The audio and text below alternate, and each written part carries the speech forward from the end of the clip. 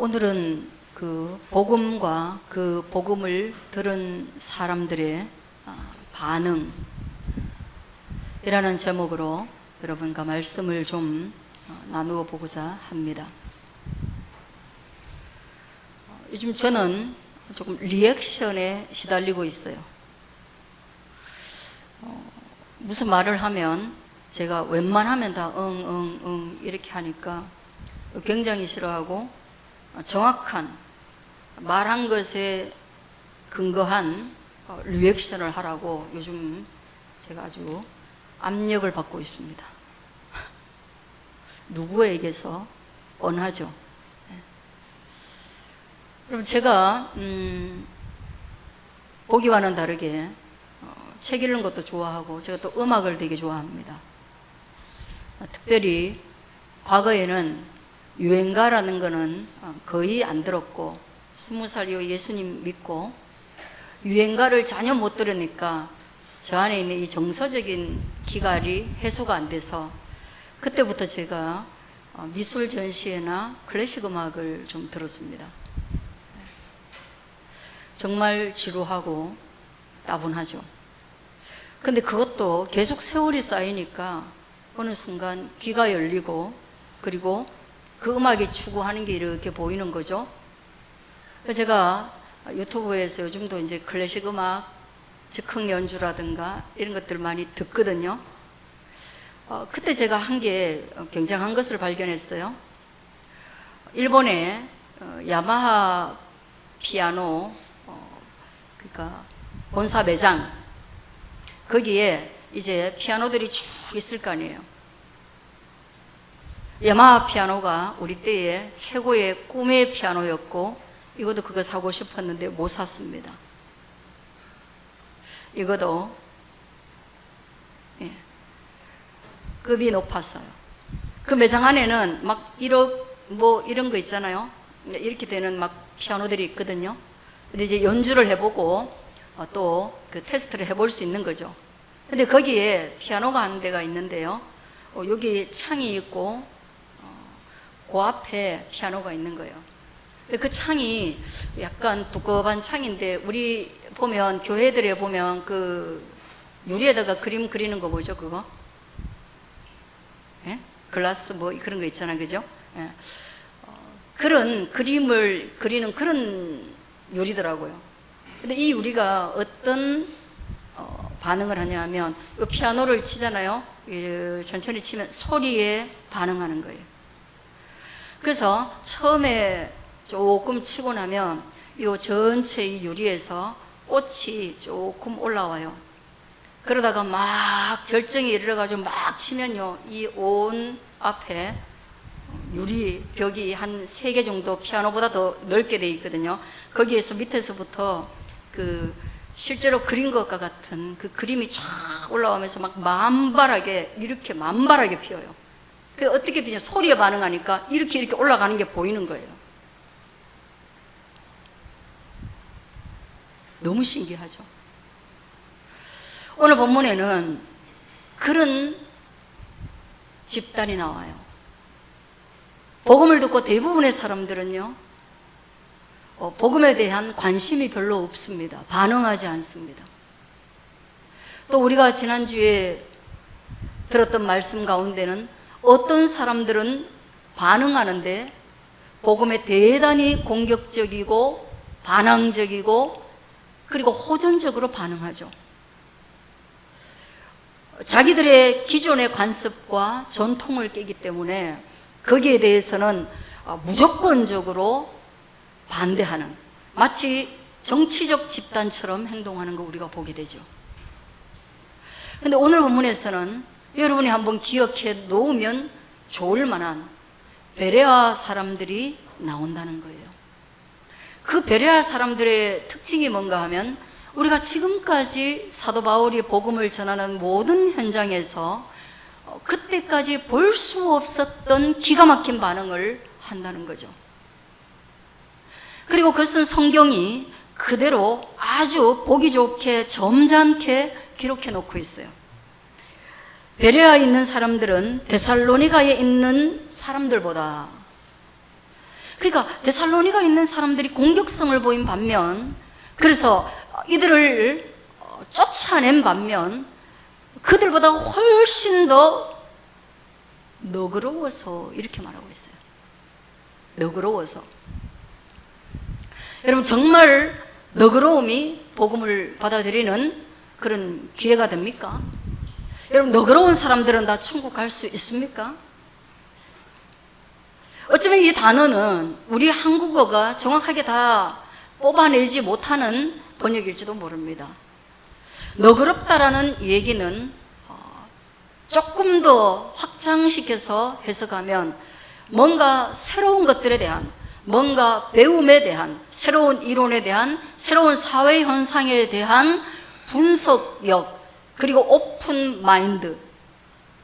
그래서 이것이 그러한가 하고, 이게 옛날 성경에는 그렇게 되어 있어요. 너그러운 마음 때문에 간절한 마음으로 말씀을 받는, 거기에 집중하는 것이 아니라 뒷부분에 이것이 그러한가 하며, 여기에 대한, 이 진리에 대한 옳고 그름, 이 진리가 우리 사회에 미칠 영향들, 또 이 진리를 전하는 복음의 사람들의 삶의 모양, 이 모든 것들을 진짜 이게 일치감이 있는가? 사기 아닌가? 거짓 아닌가? 한 번 왔다가 그냥 갈 유행 아닌가? 그런 것들을 깊이 생각하고 더 나아가서 한번 따라하겠습니다. 날마다 성경을 상고함으로. 네. 일반적인 너그러운 인성뿐 아니라 그들이 무엇을 근거로 이것을 분별해 내기를 원했는가 하면, 날마다 성경을 상고하는 것을 통하여서, 성경을 계속해서 내가 보다 보면, 성경을 날마다 깊이 묵상하다 보면 이들이 전하는 말과 성경 안에 있는 말과 이들이 행하는 것과, 그리고 이것을 받는 우리 집단, 이것들이 객관적으로 제대로 분석되겠죠. 그리고 나면 우리가 이 복음을 어떻게 하여야 될지 생각할 수 있는 거예요. 그래서 이들의 반응이 그랬다는 거예요. 어떠세요? 우리가 복음에 대해서 한 번쯤은, 일생에 한 번쯤은 정말 진지하게 접근해야 합니다. 대부분의 사람들이 성경을 도구 삼지를 않아요. 대부분의 사람들은 적어도 인생 살면서 어려움은 한 번씩 겪기 때문에 어려울 때 기도하는 것은 한 번씩 합니다. 그러나 성경에 몰입해서 그 성경의 지혜와 지식을 배우고자 애쓰는 경우가 잘 없어요. 그러나 여러분, 이제 젊은 세대잖아요. 지식에 목마른 세대잖아요. 어떻게 살 것인가에 대한 고민이 아직 끝나지 않았잖아요. 내 삶의 목표가 뭐지? 한 번쯤 더 깊이 생각해야 될 그런 나이잖아요. 제2의 사춘기라고 하는 갱년기, 우리도 마찬가지입니다. 이제 하프타임을 지나서 절반도 남지 않은 인생에서 정말 지금까지 내가 왔던 길이 옳은가 다시 생각할 시간이에요. 내가 이 길로 지금 계속해서 가야만 되는가, 가면 결과론적으로 어떻게 될 것인가 생각할 때예요. 그러면 뭘 근거로 생각하겠습니까?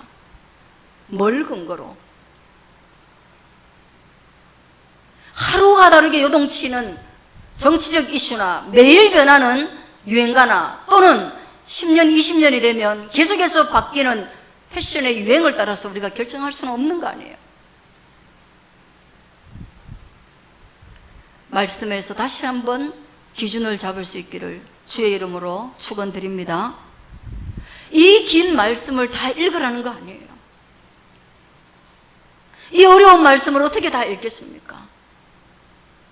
적어도 사도행전이나 주기도문이나 십계명이나 적어도 사복음서 정도는 우리가 알고, 여기에서 일어난 사건들을 보면서 우리의 지금까지 살아온 삶과 연결해보고, 그리고 역사와 연결해보고 내가 무엇을 선택해야 될지 알아차릴 수 있는 저와 여러분 되기를 축원합니다. 그거예요. 이 새로운 반응이에요. 자, 한번 보시면 이래요. 바울이요, 복음을 전하러 갈 때마다 항상 순서가 동일합니다. 어떤 식으로 복음을 전하냐 하면 딱 가면 유대인의 회당에 들어갑니다. 바울은 유대인이지만 또한 로마 시민권을 가지고 있었잖아요. 그리고 여기 지금 복음을 전하고 있는 이 현장이 어디냐? 지금으로 얘기하면 거의 그리스, 여기 아덴이라고 나오는데 아테네 그쪽입니다. 거기 가면 그래도 흩어져 있는 유대인들이 있는 거예요. 유대인을 10명, 15명만 있으면 그렇게 회당을 만드니까요. 이미 구약 성경을 알고 있는 사람들에게 이제 너희가 기다리던 메시아가 왔다는 것을 말하고 싶잖아요. 그렇게 해서 유대인의 회당에 들어가는 겁니다. 그리고 나면 그 뒤에 그들이 보면 사도행전 앞에 관습을 따라서 앞에 한번 보세요. 2절, 17장 2절, 바울이 자기의 관례대로 관습을 따라서 그렇게 가요. 가서는 뭔 일을 하느냐? 같은 민족을 만났으니까 마치 미국에 가가지고 김치찌개를 먹을 수 있다 이렇게 생각하는 게 아니라 성경을 강론합니다. 그리고 난 뒤에 이 성경을 강론할 때 3절 한번 보겠습니다. 뜻을 풀어서 그리스도가 해를 받고 죽은 자 가운데서 다시 살아나야 할 것을 증언했습니다. 지금까지 그들이 성경의 뜻을 풀어온 사람들이에요. 그런데 이제 다시금 가서 그리스도를 만난 사람으로서 뜻을 다시 풀어내는 거예요. 그러니까 뭐예요? 성경의 해석은 정말 해석은요, 내가 어떤 가치를 가지고 있느냐에 따라서 해석이 완전히 달라집니다. 그리스도가 살아계신 하나님의 아들이라는 믿음을 가지고 있을 때 구약 성경은 완전히 다르게 해석되는 거예요. 기다려야 될 메시아가 아니라 오신 메시아를 가리키고 있다는 거 완전히 다른 거예요. 내가 이 사람을 사랑하고 있는 상황에서 이 사람의 행동을 해석하는 것과 이 사람의 이름조차도 모르는 사람이 저 사람의 삶을 해석하는 것은 완전히 다른 것입니다. 바울이 그렇게 해석하는 거예요. 새롭게 해석하는 것입니다. 그래서 하나님의 복음은 해석의 필요성이 있습니다. 여러분, 하나님의 복음은 말씀 강론하는 자들의 해석의 관점을 잘 따라야 됩니다. 똑같은 성경을 펼쳐놓고 여호와의 증인이 너무 다르게 해석하죠. 똑같은 성경을 가지고 통일교의 성경 해석은 너무 다른 거예요. 완전히 다른 거예요. 성경 들고 다니는 것이 부끄러울 정도로 다른 거예요. 제7안식교 너무 다른 거예요. 소위 말해서 이단이라고 하는 성경 해석자들이 너무 다른 거예요. 그러므로 여러분들은 성경의 해석을 들을 때 대한예수교 장로에 적어도 우리나라의 감리교, 성결교, 순복음교 건전한 8개의 교단 안에 속하여야 되고, 무엇보다도 여러분이 저를 신뢰하신다면 장로교를 벗어나시면 안 됩니다. 그 정도 고집은 저도 있지 않겠어요? 어디 가고 이사 갔어요. 근데 옆에 성결교회가 있어서 또 그 예전에 또 부목사님 성결교회 출신인데 옆에 순복음교회가 있어서 거기 다니려고 야 교회가 어디 거기밖에 없냐 저쪽 가라. 아마 그럴 것 같아요. 왜냐? 색깔이 너무 달라서 여러분들 헷갈릴 수 있으니까. 저한테 들었으면 그렇게 가야 적응이 돼요. 그 교회에. 아니 적응이 좀 어려워요. 성경이 그렇게 해석되는 것입니다. 풀어서 해석되는 거예요. 그 다음에 뭐예요? 풀어서 해석할 때 그리스도를 전하고 증언하고, 우리의 모든 해석, 성경 해석의 목표가 그리스도 예수를 증언하는 것입니다. 제가 여러분에게 다른 거 가르치지 않아요. 그리스도 예수를 가르치는 거예요. 그래서 어느 교회 갔는데 그리스도 예수를 증언하는 시간보다 모든 해석의 초점이 그리스도 예수를 증언하는 것으로 마지막에 결론되어지고 마지막에 모이지 않는 해석은 문제가 있는 겁니다.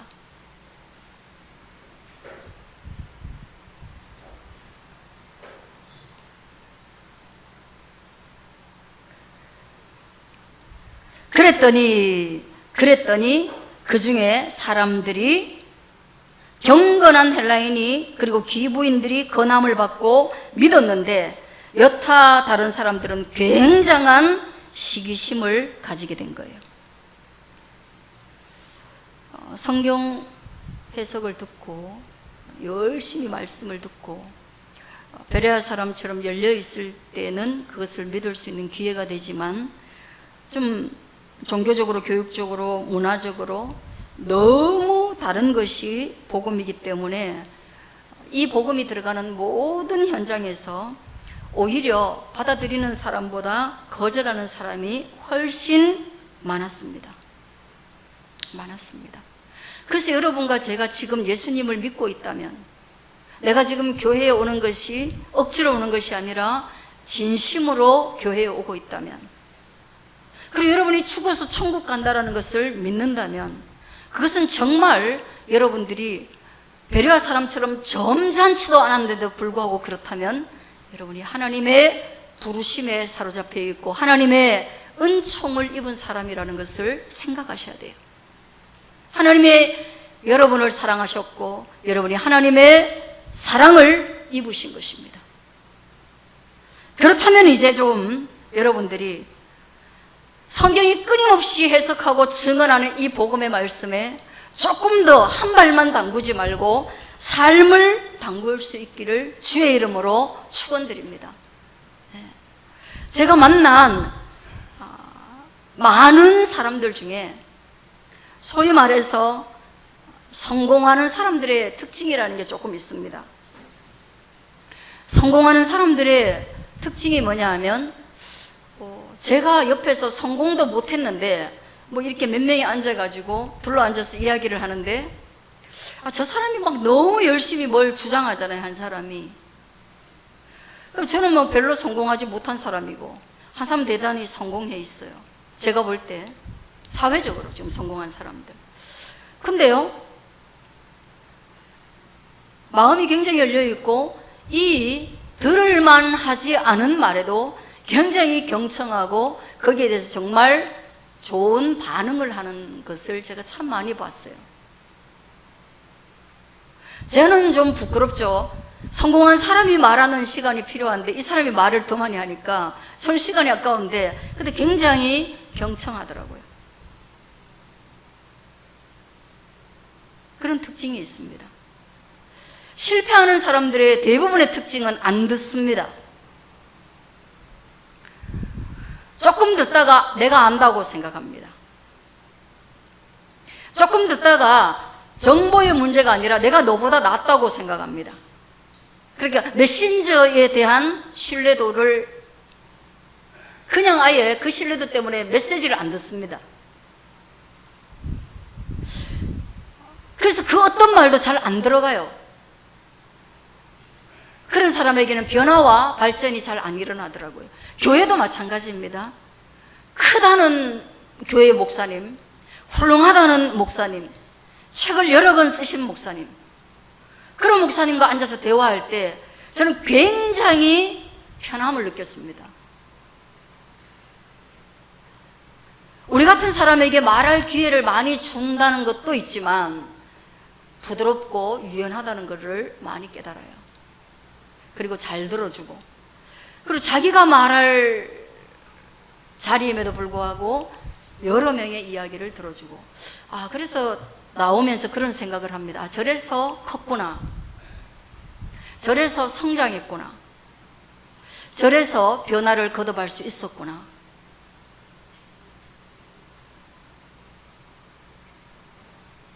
헬라인과 기부인들이 보인 반응, 그 반응을 따라 가지고 저와 여러분들이 결론적으로 예수 그리스도에 대한 해설과 그분에 대한 증언, 그리고 그분에 대한 마음이 열려서 그의 복음을 받아들이는 곳까지 매 예배 때마다 저와 여러분이 그렇게 되어지기를 주의 이름으로 축원드립니다. 그리고 우리의 삶이 오늘 이 사도 바울과 같이 관습대로 습관처럼 그리스도 예수라면 어떻게 했을까? 만일이라는 단어를 아무리 싫어한다고 해도, 만약이 있어라고 한다고 해도, 우리가 만일 그리스도 예수라면, if 그리스도 예수라면 어떻게 했을까? 예, 만일은 일어나지 않겠지만 우리가 만일이라는 단어를 쓸 때 모두에게 일어날 수 있는 가능성이 있는 거기에 만일을 붙이는 겁니다. 그러므로 열린 마음으로 우리 삶의 모든 정황 속에서 이 일은 그리스도 예수라면 어떻게 했을까를 생각과 판단의 근거로 삼을 수 있기를 주의 이름으로 축원합니다. 배려의 아인이 되시기를 간절히 축원합니다. 기도하겠습니다.